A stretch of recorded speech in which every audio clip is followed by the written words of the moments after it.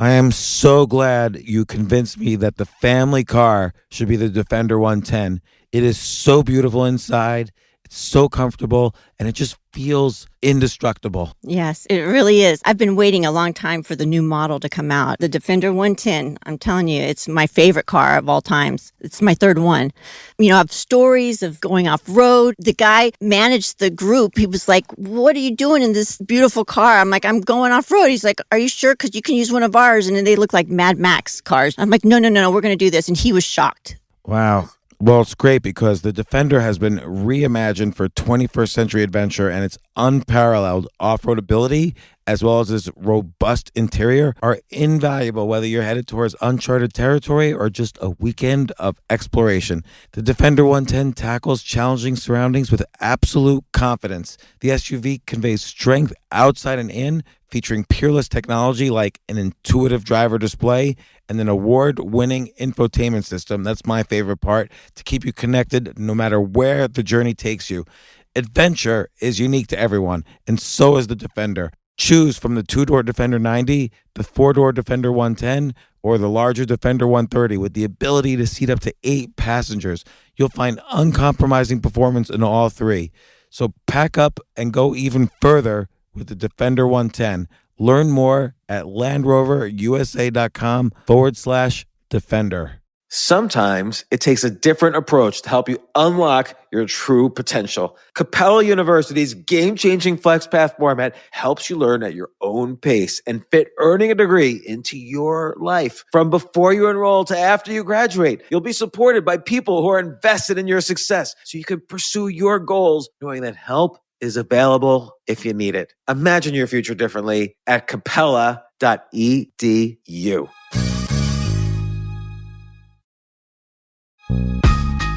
This isn't your average business podcast, and he's not your average host. This is the James Altucher Show on the Choose Yourself Network.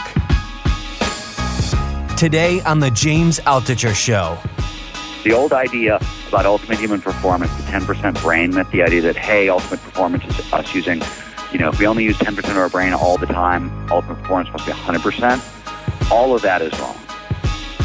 Today, for the very first time in history, pretty much anybody can have a global impact. When are we going to start printing houses and cars and... We are. The Chinese printed they printed 10 single-family homes in 2 days with a 3D printer a couple months ago. They 3D printed a mansion. You can see that. You can see these online. Just type in Chinese 3D printed mansion. They then 3D printed a 5-story apartment building. Oh, my gosh. So we are, we're here. It is really, really real.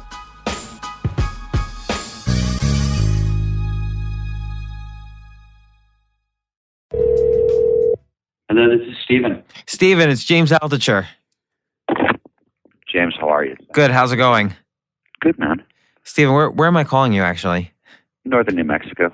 Northern New Santa Mexico? Fe-ish. Is that where you live, or you're just hanging out there? No, it's where I live. You're not flying any drones around or anything? I'm not flying drones around. I have to go to Los Angeles when I want to do that. Okay. And what about surfing? Aren't you surfing? No, I live here. I'm a big surfer, and I love surfing, but my wife and I run an animal sanctuary, which is why we're here. So we're in the mountains, northern New Mexico, because we run a sanctuary for sick and old dogs, basically. And sort of do so it's sort of like the sanctuary, and it's sort of a skunk works for canine elder care, which is something we're very passionate about. So that's why we're in the middle of nowhere. But I'm also here because I'm surrounded. I have 5 ski mountains within an hour of me, including Taos, which is one of the best in the world. Wow. So it's interesting. So when you're not writing all these great, excellent books about the future, you're basically saving dogs' lives. Yes, I mean, I do 3 things, right? I write the books. I try to make the world a better place for animals, and I try to advance flow knowledge. So. Excellent. Yeah, I think those are my 3 sort of mission statements, if you were to frame it that way. Well, thanks for coming on the podcast again. And just to summarize, you've been on for Bold, the book Bold, the book The Rise of Superman, which is about how to achieve a state of flow in your life, and also Tomorrowland, which is again similar to Bold, about futuristic technologies that are hurtling our way from the future into the present. And so I kind of wanted to basically do a update on the future, if that makes sense. Yeah, I think it does make sense. I think there's great, astounding stuff to talk about virtual reality for sure, because I think that's the biggest thing that's coming next. But there's really interesting news kind of in every category. So I'm gonna go down the categories, almost in the order that you mentioned them in all of your books, and we can discuss them. But I'll focus also on virtual reality as well. I got to tell, just so you know, just I should warn you now, because it's actually I'm writing about it. I have not dipped back into nanotechnology since Abundance, so I have a ton has happened. I know nothing about it at this point, and I'm going to start diving into nanotechnology in the next couple of months. But there's some interesting questions I'm working on about artificial intelligence that we could talk about, and that are coming that way too. Well, a lot of this actually is about artificial intelligence. For instance, robotics, and the idea that blue collar jobs will start being replaced by robots in 5 to 10 years. And where do you see that now? And essentially, where's the limit where robots will not be able to replace jobs anymore? That's a tricky question, and I think it's a tricky question. Like even if we wanted the president of the United States to be replaced by a robot, probably that won't happen. For instance, so let me give you an example of how high up the level this goes. A couple years ago, I got a chance to go to USC and sit down with Ellie, who is the world's first AI psychologist. Ellie was developed by the military. The military had, as you know, a huge problem with depression and suicide. And their problem was, okay, psychotherapy, and talk therapy, especially for early warnings of suicide, is very good. But how do you bring it to scale? The military can't afford, psychologists for everybody. So they developed an AI psychologist. Turns out a couple of things. One, soldiers actually prefer talking to the AI rather than real psychologists. They feel they're being judged by real psychologists, wow, and that real psychologists could impact their military career. They don't know if they can trust them, but they trust the AI. So they open up to them, and they're getting incredibly powerful effects. So something you would never think is, vulnerable to replacement by robotics or AI, like psychology, turns out it is. And it turns out, it's having, quite a good impact. And that's interesting to me, because I think when you can bring psychology to scale and essentially sort of give it away for free on some level, you could quite possibly raise the baseline kind of happiness of a huge swath of the population, which is an insanely interesting, idea to me, especially considering everything we know about, links between mind and body and illness and performance and all those things. So the downstream ramifications of an AI psychologist are truly fascinating and interesting. That is fascinating. And I mean, here today. Can people game that at all? Like, let's say a soldier wants to be prescribed a certain drug. Can that be gamed using once you sort of figure out the system? So here's answer A. Of course, right? Everything can be hacked. Mark Goodman taught us that for sure. B, you raise a really interesting question of, do we need humans in the system? For sure, the one thing that we're learning across the board, and this is if you're looking for some good news in the AI robotics thing before we talk about kind of emerging markets and things that are coming, the one thing that we are finding over and over and over again is the best resolution of every situation, the most efficient, the most cost benefit, all that stuff is robots and humans working together. It doesn't usually completely exclude humans from the picture. There are certainly companies, for example, that will be doing that for cost-cutting purposes. You're going to see that, right? Self-stocking robots at Walmart, things along those lines. That's coming for sure. But what's interesting is there's lots of places, there's lots of companies that are going to say, okay, maybe we have self-stocking robots, but we still want a ton of humans here because the interactions pays double dividends or triple dividends kind of thing. You get emergent effects, exponential effects, really interesting things. I think companies are going to go the human-robot merger way, protecting some of the jobs, not all the jobs, but protecting some of the jobs that we think we're going to get lost because they're going to say it's going to be a value add, basically. What are some of the ramifications you think on the economy? Like when we switch from sort of horses to cars, essentially people in the horse industry were able to somewhat move over into the car industry, and it was, I don't want to say it was seamless, but we didn't the economy didn't feel a loss of jobs. I'm talking like a century ago.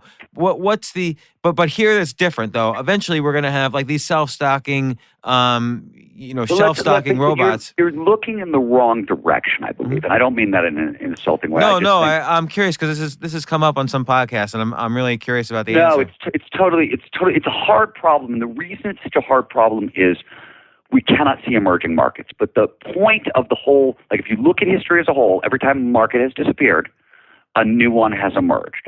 So you have to ask two questions. One, are there new markets that are emerging? And I'm gonna come back to that in a second, but let's just say yes for a second. The second question is, are they going to show up fast enough to save our butts, right?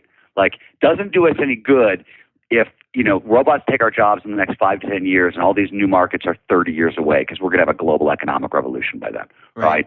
So those are big issues. And I think the two things you got to talk about are, one, and this is a difficult, complicated discussion, but Jared Lanier, the inventors of virtual reality, wrote a really phenomenal book called Who Owns the Future? And he has essentially argued that by giving away our data to social media giants and letting a handful of people make a ton of money off of our data, we have completely gutted the middle class. The middle class has been gutted along the way by digitization of certain technologies, and more is coming, right? Lawyers, psychologists, all that stuff is going to be replaced in a large portion by technology.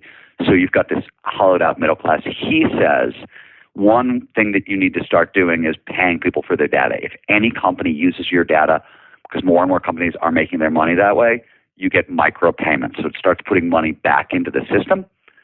That's fairly complicated and sort of requires a surveillance state to do. But I'm a little scared. It's an interesting idea, about. But I'm scared of the regulatory aspect of that. Like then, essentially, I mean, Congress is not really the most sophisticated group to be regulating data on either side of the equation. So I think it's got to be a bottom up thing. I don't think it can be a top down thing. I totally agree with you.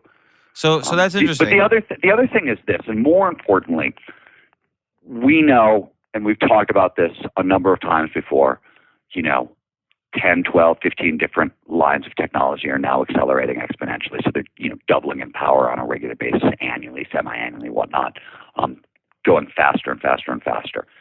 What we've seen in the past is every time technology has jumped to exponential growth patterns, it has created essentially an internet-sized market. And we saw it with the internet, and we saw it with apps, and we saw it with computers, on and on and on. We keep seeing this again. So you could at least say, okay, I think there's a huge market in all these technologies that are starting to come online now. Virtual reality becomes actually a reality this year, 2016. We're going to start seeing VR headsets coming up for a lot of reasons that I can go into if you're curious. VR, I think, is going to spread like wildfire. I think it's going to go crazy. And I think there is an internet-sized market inside of virtual reality. And we also, by the way, know this already. We saw back in 1996, I think it was, the first so-called virtual world was Second Life, Philip Rosedale's creation.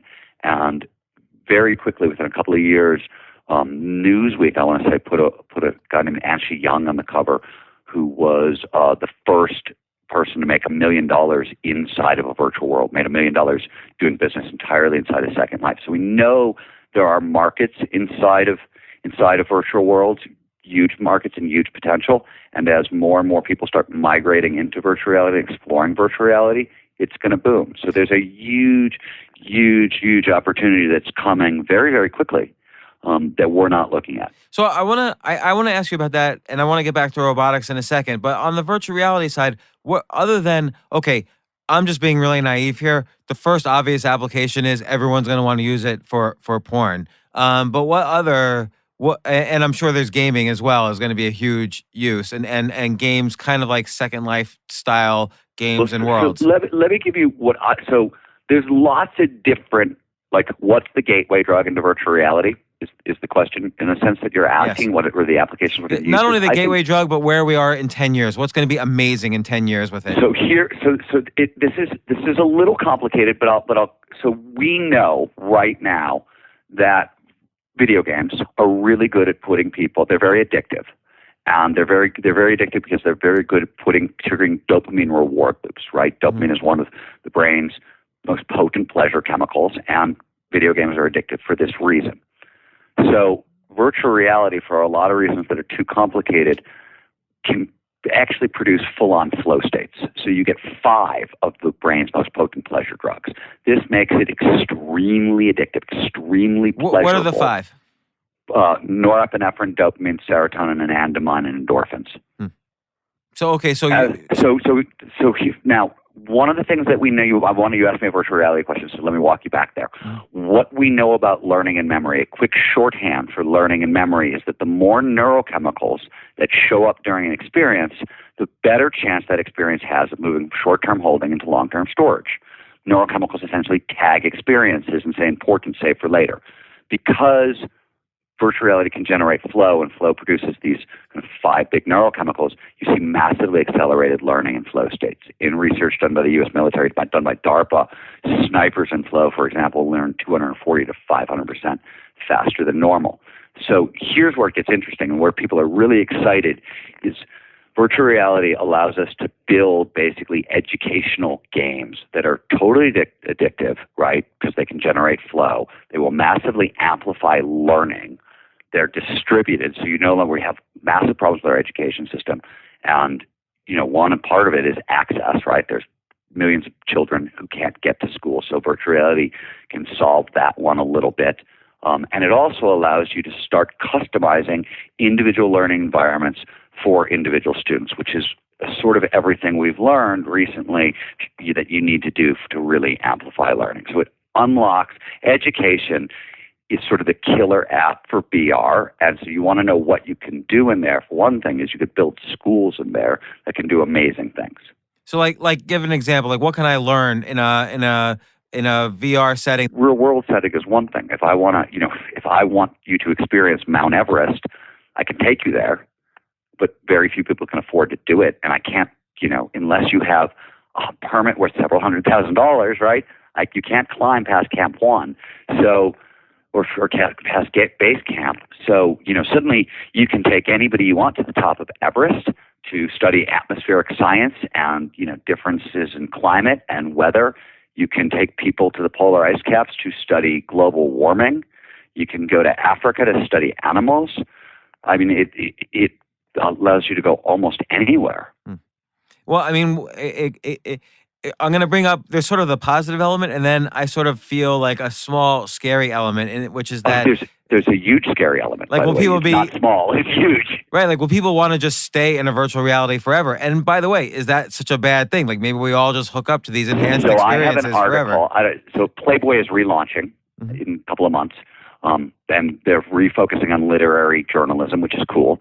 And I've got an article in the inaugural issue, and it is literally about what I believe is going to be the largest migration in human history, which is the migration into the virtual world. I think we are within 20 years of being able to create virtual experiences that are as much fun, as pleasurable, and as meaningful, and meaningful is really crucial here, as anything real life can produce. And I think, so you want to know why do I think there's going to be an internet-sized market in virtual reality? I think we're going to be migrating into the virtual, and people are going to find ways to work there.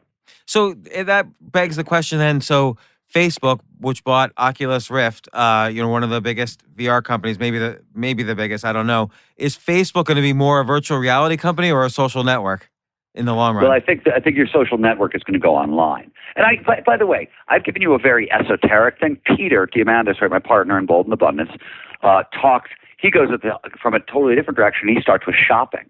He's like, look, I go to the mall right now. I need a suit. I go to the mall, and maybe they got the size I want and the color I want in the whatever. But like in a virtual world, I go, they scan my entire body using a Wii sensor or to take your pick, and the clothes I'm trying on clothes that are being projected on my body with a totally customized fit. I order what I want, and Amazon drone delivery, it's there in an hour, kind of thing.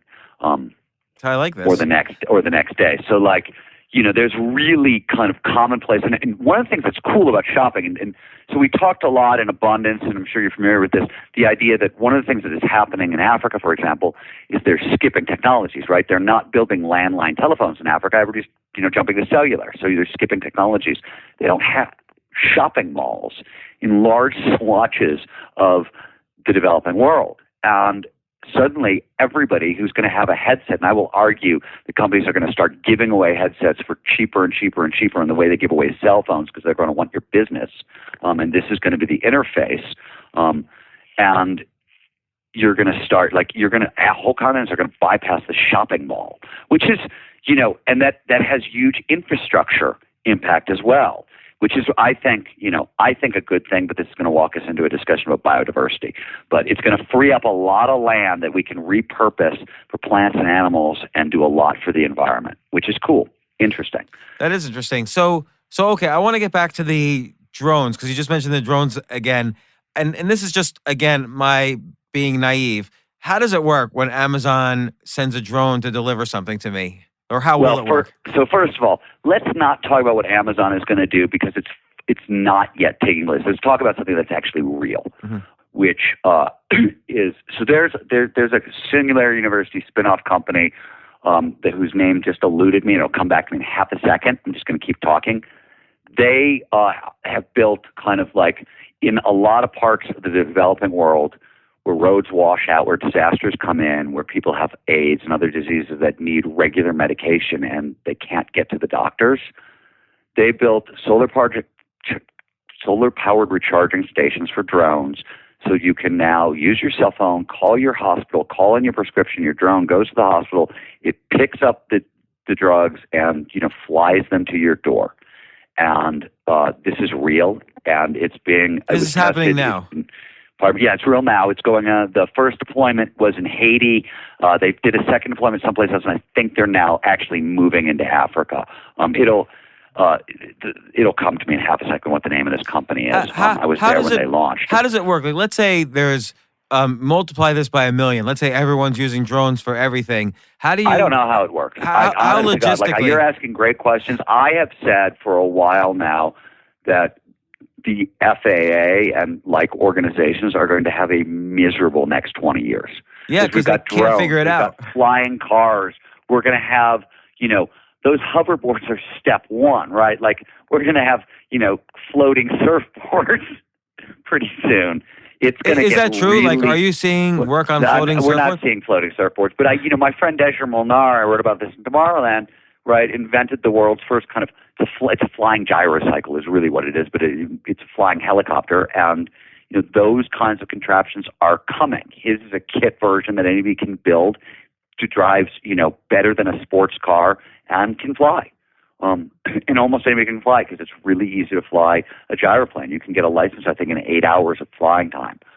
This is real now, and he's only the first. So let me ask you this, and we've only talked about a few of the technologies. I want to go over all of them, but just given what we've talked about, robotics and VR, and flying vehicles to some extent, if I'm sitting at my desk in my cubicle at some company and I'm hearing all this, I'm thinking to myself, man, I'm missing out. I'm 30, 40, 50 years old. How can I be a part of what's happening now? Like let's say I'm not a robotics specialist. I've just been working in sales and marketing for some company. Well, that's the most amazing thing. And this is kind of one of the core points that we make in Bold. And the idea is that today, for the very first time in history, pretty much anybody can have a global impact. And one of the main reasons we say this is not only are these 12 technologies or 13 technologies or whatever developing exponentially, but they're developing user-friendly interfaces. So that's really cool. And let's go back to robotics, right? 5 years ago, if you wanted to program a robot, right, you wanted to introduce robots in your company or whatever and wanted to program a robot, you had to hire a fleet of computer scientists. And if you were doing anything sophisticated, you were essentially hiring computer scientists from like one of 10 universities in the globe, and that was it, right? It was a very limited pool. Today, we've got robots. Rodney Brooks, who invented the Roomba, that little vacuum cleaner, just invented Baxter. Baxter's the first user-safe, user-friendly industrial robot. And what I mean by that is Baxter is this giant kind of 9-foot humanoid robot that is totally human safe. So he's embedded. The sensors are accelerating exponentially. So Baxter's embedded with all kinds of sensors. So as soon as he contacts flesh, he stops moving. So for the first time in history, humans and robots can kind of work on an assembly line together, which was never possible before. Like before, we walled our robots off, our industrial robots, behind bulletproof glass because somebody would lose a head if you went in the room. That's so we could have all kinds of robotic human collaboration we couldn't have before. Baxter's cheap. $25,000 was the initial asking price. It's probably lower now. And there are blueprints online where you can use a 3D printer to basically turn any existing robot into a Baxter.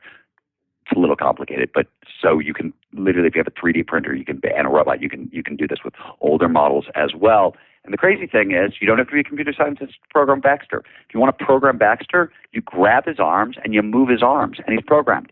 It's a user-friendly interface for industrial robotics.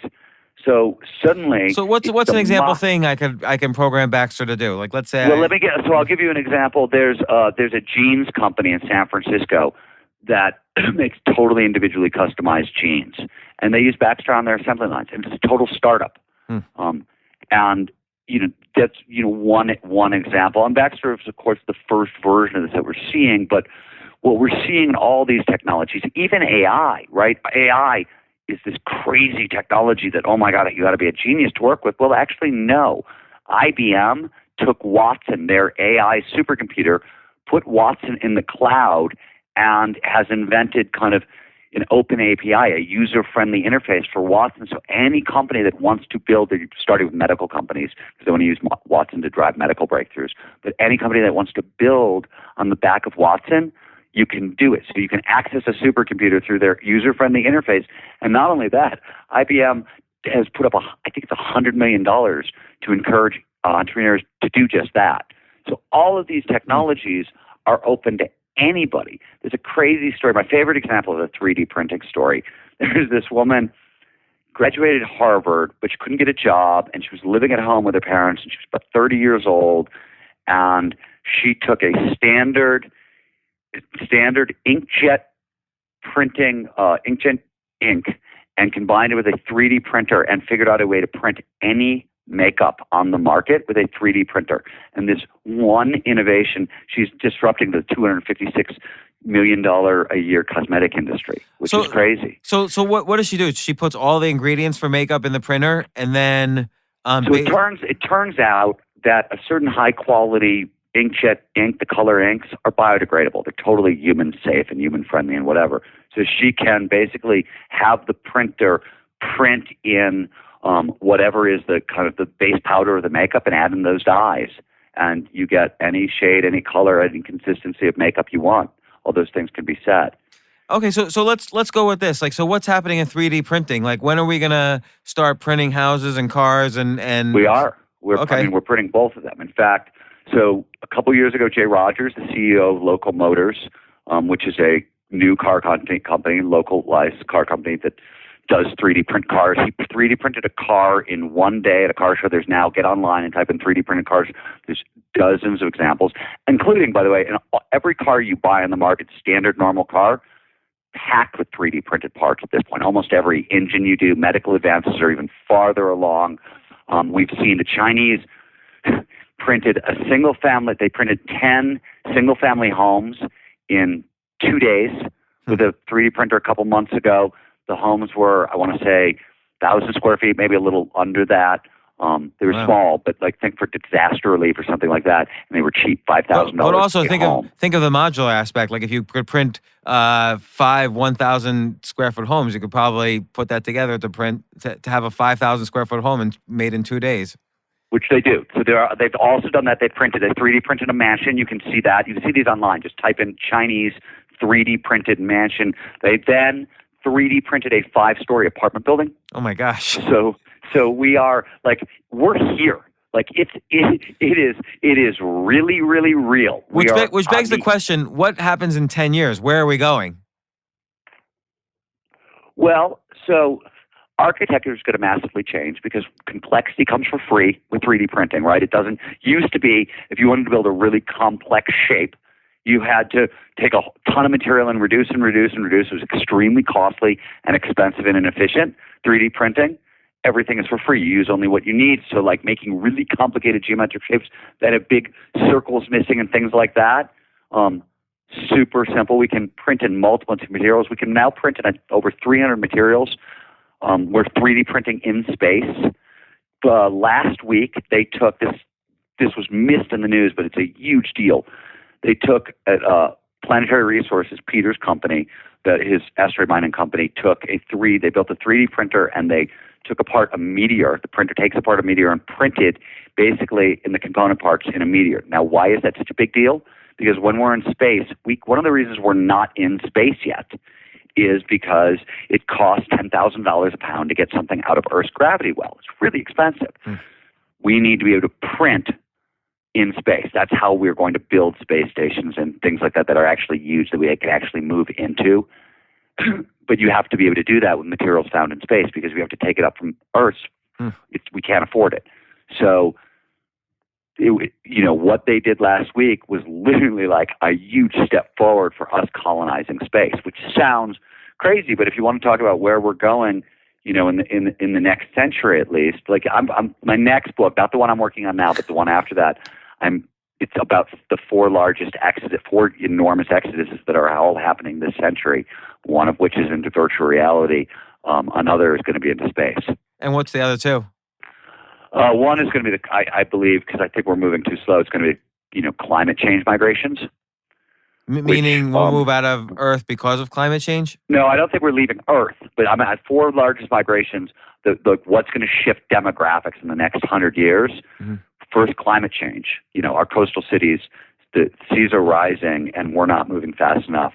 And so I think, we're going to see that. And I think, like, culturally, that, we talk about that in terms of kind of disaster stuff, and that's, one side of it. I also think it's going to be culturally really, really interesting. Like, what happens if people start moving north from Florida? You're going to start, millions of retirees are going to suddenly pour into Kentucky.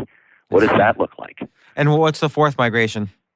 I think the fourth migration is from kind of the external world more into kind of interior states of consciousness. We're getting better and better at flow, at altered states of consciousness. We're getting really good at exploring inner space and learning more and more about it. So I actually think the fourth migration is into our own kind of subconscious and our own mind.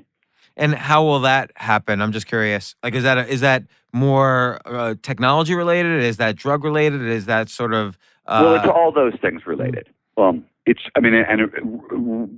Really is. Like, it does it. So what will that look like for the brain too? Let's just talk about flow, for example. One of the things that distinguishes flow, there's a lot of other things going on, but is widespread deactivation of the prefrontal cortex, the kind of part of your brain that's right behind your forehead that governs most of your higher cognitive functions. Flow, that portion of the brain shuts down. And that's the part of the brain that we evolved essentially to adapt to different environments. So it's interesting that that's the part of the brain that shuts down for this kind of enhanced. Well, not all of it shuts down. You see hyperactivity in certain specific regions, but as a general rule, most of it is deactivation. So the old idea about ultimate human performance, the 10% brain myth, the idea that, hey, ultimate performance is us using, 10%. If we only use 10% of our brain all the time, ultimate performance must be 100%. All of that is wrong. First of all, we use way more than 10% of our brain. We use all of our brain at all the time. But it turns out ultimate human performance is in fact opposite. We're not using more of our brain. We're using less. We're sort of getting out of our own way in a quite literal sense. But to get back to kind of where we started with this, you can now use transcranial magnetic stimulation. They just did this in a really cool experiment in Australia to knock out the prefrontal cortex temporarily for 20 to 40 minutes and create a technologically induced flow state. Michael Persinger at Laurentian University has built the God helmet. We know from research back in the 1950s that stimulating the right temporal lobe produces all kinds of quote-unquote mystical experiences, out-of-body experiences, near-death experiences, sense presence, so the feeling that there's a God or an angel in the room with you. The list sort of goes on and on and on. Michael Persinger built a helmet that directs weak electromagnetic currents, pulses really, into the right temporal lobe and produces these same effects. He's now working on a version that you can incorporate into a video game or virtual reality. So you're now talking about so-called mystical experiences available on demand with technology. And of course, psychopharmacology is a whole other world that is, booming. The amount of kind of credible, wonderful research that's going into it right now is astounding. The results they're getting, just in terms of health and healing, are amazing. So let's take it like 10 years in the future. I'm interested in this. What's going to happen to me? What am I going to feel? What am I going to do? Well, I think 10 years in the future, so let's use a psychopharmacology example. Mm-hmm. So 20 years ago, the government outlawed MDMA, ecstasy. They said this has no medical uses and, high propensity for harm. And then scientists, for a lot of reasons, scientists started testing it on PTSD. And we started treating soldiers with PTSD and victims of child abuse and sexual abuse. And the current study shows that as little as one application of MDMA plus talk therapy is enough to completely end symptoms of PTSD it's up to 4 years right now. And they don't know what the cap is. The study's been running for 4 years. It is so exciting that the FDA said, wow, let's see what happens with depression and anxiety. And they have now approved MDMA, ecstasy, the club drug ecstasy, for studies in depression and anxiety. So 10 years from now, if you fall into a bout of bad depression, you might be treated by a psychotherapist using psychedelics. Okay, so again, so it's all exciting. And let's say again, I'm sitting in my cubicle, I'm listening to this, or I'm driving my car to work, I'm listening to this. I'm so excited by everything you're saying. How can I make use of this and somehow improve my life, improve my financial life, get acclimated to this new world that's coming? Well, if you want to get acclimated to the new world that's coming, Abundance and Bold are really great places to start, right? And Tomorrowland. Those 3 books are really a look at everything that's going on and everything that's coming. Bold is an instruction manual written for entrepreneurs who want to build businesses on the backs of these technologies. It's a complete how-to. If you want to up your mental game, and really take advantage of what's going on there, the work we're doing at the Flow Genome Project is producing really spectacularly interesting effects in people. So there's a lot of resources. Peter runs Abundance 360, which I think, you can go to Singularity University, you can attend Abundance 360. There's weekend events and week-long events and things like that. So there's lots of information out there and people out there who are really kind of building whole universes around the backs of these ideas. Let's stop to take a quick break. We'll be right back.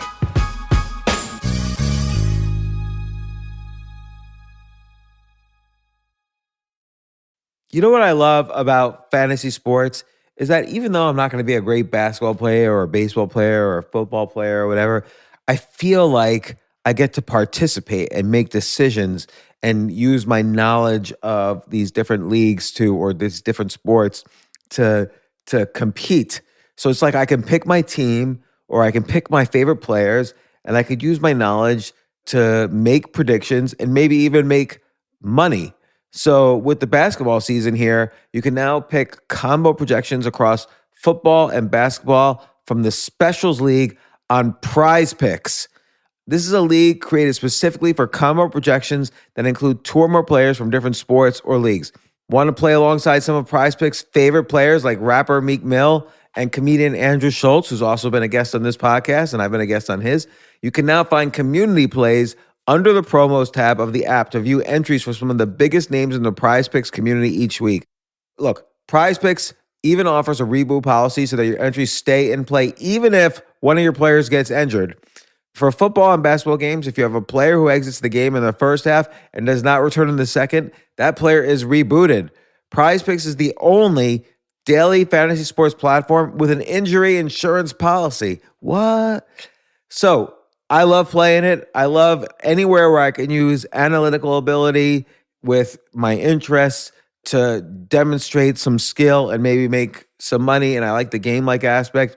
I do wish they had chess as a category on prizepicks.com, but I'll settle for what they've got. Maybe I should make my own fantasy chess league. But in any case, I love Prize Picks. Go to prizepicks.com/James. Use code James for a first deposit match up to $100. That's the easiest $100 you're ever going to make. So that's prizepicks.com/James and use code James. Daily fantasy sports made easy.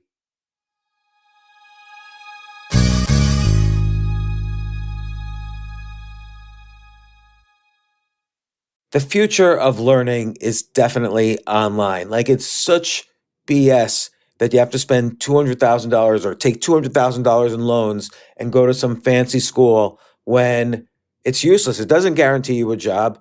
Most employers, including me, do not care about degrees or grades or anything like that. We want to care that you love what you're doing, that you know what you're doing, in some cases that you have experience or that you're willing to learn. But people in general love learning and are curious. Like, the key to success is curiosity. And I think masterclass.com is the perfect model for online learning. I'm really happy they're sponsoring this episode. If you're going to give a gift, give the gift of learning. Masterclass makes a meaningful gift this season for you and anyone on your list, because both of you can learn from the best to become your best, from leadership to effective communication to cooking. Let me tell you some of the classes I've taken. I've taken comedy from Steve Martin. I mean, can you believe I can take a class from Steve Martin on comedy, or Judd Apatow, my favorite comedy director? I could take an actual class from him on writing. Wolfgang Puck on cooking. Dan Brown on writing, or Judy Bloom, who's been on this podcast, on writing. By the way, Wolfgang Puck also has been on this podcast. It's such a pleasure. I try to take classes all the time from masterclass.com.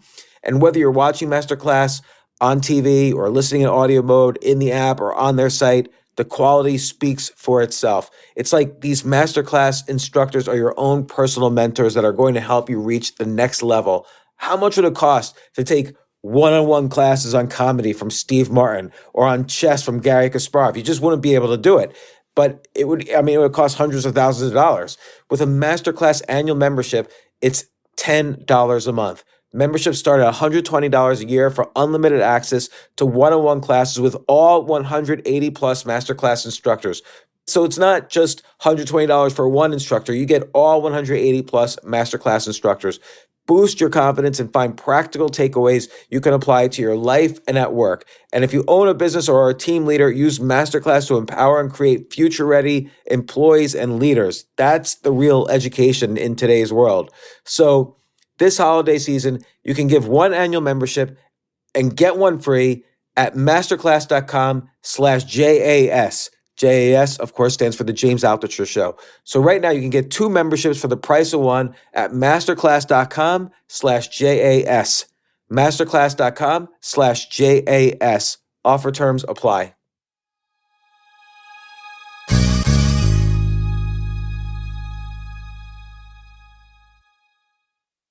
Your daily dose of gaming just got way more epic with the Snapdragon processor powering the Samsung Galaxy S23 Ultra. Snapdragon processors give you the premium mobile experience that triggers your inner champion. Whenever you want, wherever you want. Get ready for edge-of-your-seat performance, advanced customizations, ultra-realistic graphics, and adrenaline-boosting speeds that have the power to move you in more ways than one. Follow us on Instagram at Snapdragon Official.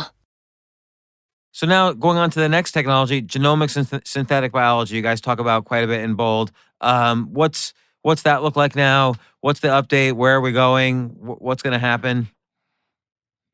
Well, what's going to happen is that, so the best example is my friend Andrew Hessel. Andrew's one of the world's leading synthetic biologists, and he's on staff at Autodesk. He's an Autodesk string researcher.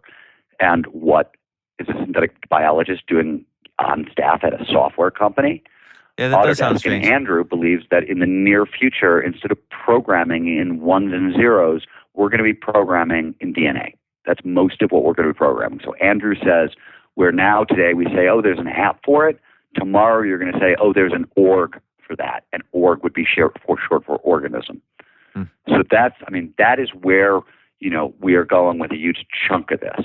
We are, programming life from scratch. You just got to stop and think that a couple of years ago, an artist in Poland took jellyfish genes, the glow-in-the-dark jellyfish genes, inserted them into a cat and made a glow-in-the-dark cat, which on a certain level is sort of like one of those weird, stupid synthetic biology hacks that you're like, okay, whatever. But on another part, we are literally mucking with life and making art out of it. So that's interesting, and that's already going on. We're using life to make art. That's interesting. That's never happened before. And what will be something that will be an org that I can create that I can't currently create with computers? Well, so let's really talk about the advantages of synthetic biology, and I'll go back to Andrew. Andrew runs another company. It's actually a nonprofit called the Pink Army Cooperative, and it's the world's first nonprofit end-to-one cancer research company. End-to-one meaning what individually customized cancer drugs. So what we've learned about cancer, what we've actually learned about almost all diseases, with cancer and spectacular for this, is it's totally individual.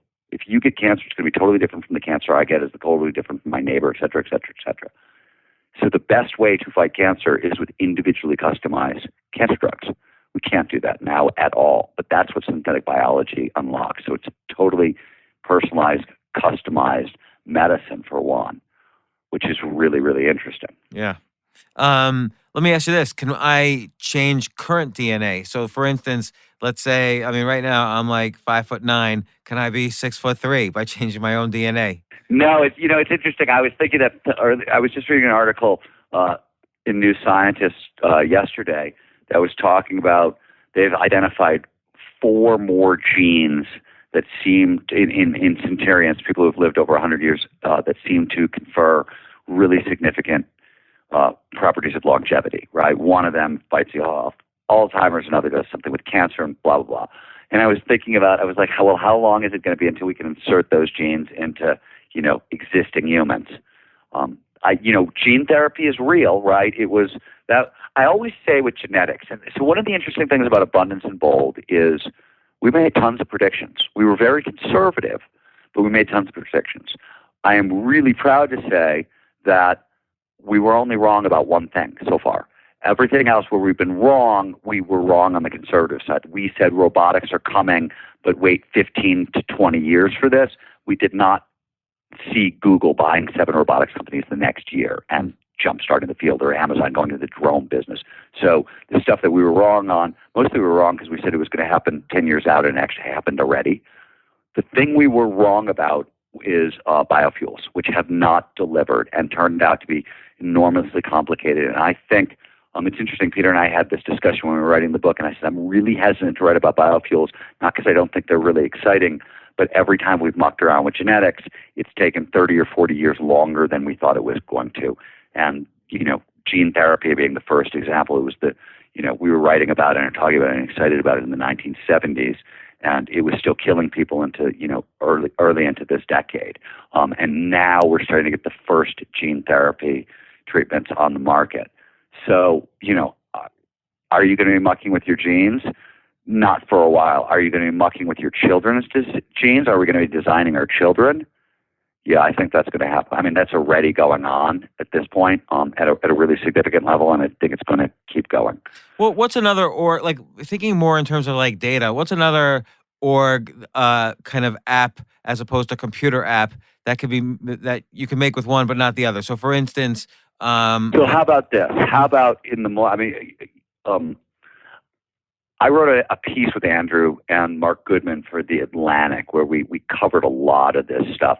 But one of the things, another example to come out of that article was, imagine waking up in the morning and you pick up your toothpaste and you brush your teeth with your toothpaste, and your toothpaste, has built-in microbes that diagnose illness across the boards and can adjust your biology accordingly.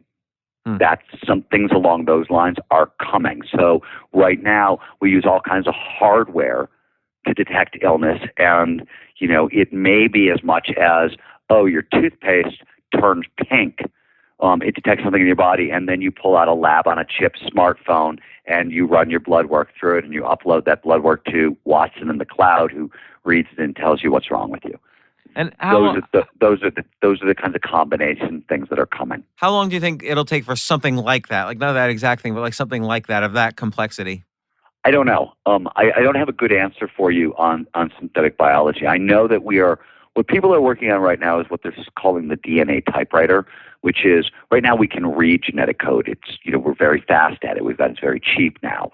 23andMe will, read your genome. A couple of years ago, it was $100,000, and, now it's under a couple hundred. So, huge progress in that. Next step is writing genomes. Right now, it's very, very expensive to write a genome. Only a handful of them have ever been written. Craig Venter wrote the first synthetic genome, right? The first artificial creature created in a computer. Venter did that 10 years ago. We've moved forward. They're working on, he created a microorganism. Now they're trying to do a yeast. They're moving forward with that, but they're trying to build a DNA typewriter that allows you to kind of create life. It's a user-friendly interface for synthetic biology, so anybody kind of can create life from scratch. And it's not very hard. Like there are hacker clubs all over the place for SynBio that in your city, you want to go muck around with biology and build creatures from scratch. Yes. There's a hacker club in your city that will allow that. They're everywhere. And what will I do? Like, what will I make other than knowing that I made a new creature? Like, what can I make that's useful? I don't know what they're making at hacker clubs. Mm-hmm. I really don't. Okay, I'm gonna check that out though. It's on my list, on my list of things to do. So, but all of this also begs the question of, all of these things like this diagnosis that using your toothbrush to diagnose and upload it to Watson and get cures and so on. Where's the limit on human aging when all this happens? When we're living in VR and we have genomics all over our body, doing things. What's the limit? How old can we get? So I have no idea. I really, really, really don't. And though I will tell you, Human Longevity Inc., which is Peter's life extension company, basically, he believes that he can turn 100 into the new 40. Or excuse me, the 100 into the new 60. So he really thinks we can very quickly add 25 to 40 years to our lifespan, kind of in our lifetime kind of thing. So I don't know where this goes. I've stayed away from this question because I am not sure I want to live that long. Like I'm very curious about what happens next. And I like it here. It's super, super interesting, but I may have had enough after 85 years. You might get tired. Emotionally tired. I'm kind of curious about what comes next, and I just don't know. I have very mixed feelings about that one. Peter and I, have had arguments that he doesn't understand. He wants to live forever, and I'm like, well, okay, that's great, but you're making an awfully big bet that this is the best thing that there is, and I have no idea. I'm very much an agnostic about all these things, but I'm very, very curious. So let's talk about the another technology that you talk about quite a bit in Bold, which is sensors. So since then, where are we at? Where are we going? What's happened that surprised you? So where we're going is everybody's talking about the trillion sensor economy. There's a big meeting at Stanford where they think, kind of it's getting to the point with the Internet of Things, and everything is going to be connected, and everything is going to be intelligent. And we're going to move from a kind of a dumb world to a smart world, and we're seeing this, in bits and pieces already. Stuff that is surprising to me, and I think more research needs to be done. But there are huge bandwidth carrying capacity issues that are unsolved to bring the Internet of Things online. So to me, that's one of the things that I'm looking at that I think is interesting. We're developing the sensors. They're getting cheaper and cheaper and smaller and better and better. And it's really cool with what's coming. But there are also some things we're not really paying attention to yet that are, I think we've solved them, but I think there are issues. But let's take, for instance, so there's the sensors and then there's the kind of how the data gets distributed. But let's take the sensors themselves. Let's say they get really, really great with facial recognition software. Is it a little bit scary that I can say, let's say I could say to my smartwatch, oh, where's Steven Kotler right now? And it goes out onto the Internet of Things and it says, oh, Steven's in Boulder, Colorado skiing at this resort. Is that a little scary? It's funny because Peter often says, what's coming is infinitely available data, right? You want to know what you run parking lots, and you want to know if your competitors' lots are full. You can, instant access to whatever data you want. That to him, I think, sounds like a really good thing. And to me, I'm a little more private, and that doesn't sound like a really good thing. I'm not going to be the first guy to buy one of those TVs that can now kind of read my mood in the room. That's not interesting to me. A lot of my friends, have essentially, argue for kind of, the privacy is dead, radical openness argument, and I'm uncomfortable by that. I am a big fan of kind of countercultural movements. I think countercultural movements have done a lot of great things in the late 20th century for sure, and they need to develop out of sight and on the edges and on the margins. And so I think these are going to be social issues that we're going to have to deal with. Yeah. So I mean, look, there's been so many developments. What's probably surprised you the most since Bold has come out of all the new technologies that you've seen? And you've since written Tomorrowland, which is about some of these technologies. But what's most surprised you? What's gained the most? Where are we at? The virtual reality is what has surprised me the most. How quickly we went from kind of fantasy to reality on that it still surprises me, and that probably is like a cultural artifact. I was in San Francisco in the 90s. I remember when virtual reality kind of first got introduced, it wasn't there, and it wasn't there, and it wasn't there, and it wasn't there, and it wasn't there, and it was just hype. And so I've always paid particular attention to it because it was in my mind so much. But to me, I think it's those, the four exoduses that I mentioned earlier are really interesting to me. And I also think we're getting really good at kind of the neurobiology and psychology. So our mental game, mental performance, what's becoming more and more possible there is really interesting to me. And I look back on the past 5 years, and we're talking about all these exciting changes, but I really think about just the past 5 years. The most exciting change that's really happened in terms of technology to me is just tablet computing, which is not all that sophisticated when you think about it, but it's now essentially changed all of computing and how we do our communications and, the smartphone and so on. But I can't imagine some of these things that you're talking about really happening soon, although I believe they will, just based on kind of this exponential effect. Like suddenly they'll be small and then they'll be huge. But what do you see is happening first that I'll be like, oh my God? The first totally flexible, like roll up screen, computer screen. Mm-hmm. At CES, they just kind of debuted one. And that's one of the things that I've been, waiting for, because pretty soon we're not carrying, like, first of all, we're going to be carrying like, rolled up pieces of paper essentially in our backpacks through airports. If you want to put your computer in a bin, it's going to be a rolled up piece of paper, basically. That's, stuff like that, I think, is really, interesting and sexy. I think, some of this stuff is incremental. I think with virtual reality, we're going to see another explosion. I mean, how long ago was the App Store? Think about, Yeah, just like 5 or 6 years ago. Maybe a little longer. I think it was 2011. I could be wrong, but I think it's 2011. Yeah, so that was life-changing for a lot of people, but not... That's an internet-sized opportunity that nobody saw, and suddenly, it's everywhere, and it's changed everybody's life.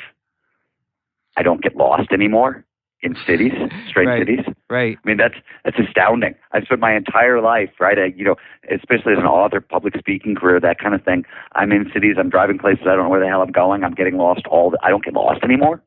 That's pretty crazy. So it seems like you've got all these, so you've got your next 2 books planned. Do you ever think about fiction? Because obviously a lot of these ideas is sort of the next generation, will lead to the next generation of science fiction. So I don't know if you know that I started out as a novelist. I didn't know that.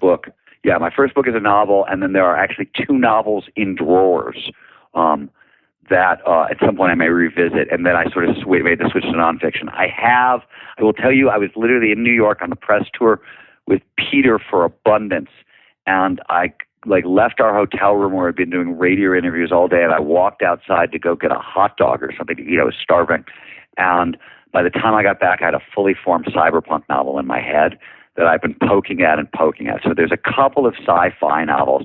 Like Andrew Hessel, I mentioned earlier, we're dying to write the Blade Runner prequel. I love that. Right? Like, how did Tyrell ended up being Tyrell? So that's another that's one that's interesting to me too. So I think there's a couple cyberpunk books that are there. I stepped out of fiction. This is geeky writer talk, but when I started out as a fiction writer, I sort of wanted to be Thomas Pynchon or David Foster Wallace, that kind of writer. And I think both of those guys established challenges to how far you can push language in a certain way, right? And I always felt like I didn't want to jump back into fiction until I had sort of like figured out how I could build on what they were doing, and I don't know how to do that. I can do it, but I can't do it in a way that I want my writing to be compelling.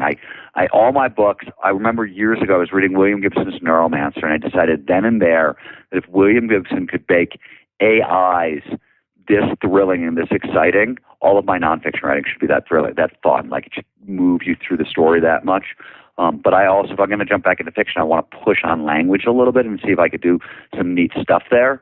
And I haven't solved it yet. So yes, you're right, but there's writing challenges and kind of writing geekery stuff that I haven't yet solved. But I think at some point I will jump in and do a couple more novels because they're fun. But let me challenge a little bit on the writing geekery. Like, don't you think guys like Thomas Pynchon and David Foster Wallace sacrifice story for the sake of experimenting in language and they form? Absolutely do. And I don't want to sacrifice story for language. That's why I haven't. That's the puzzle. Because your nonfiction is very story driven, and like the way you started Tomorrowland, you're watching a guy who's been blind from birth about to see, like, boom, that story.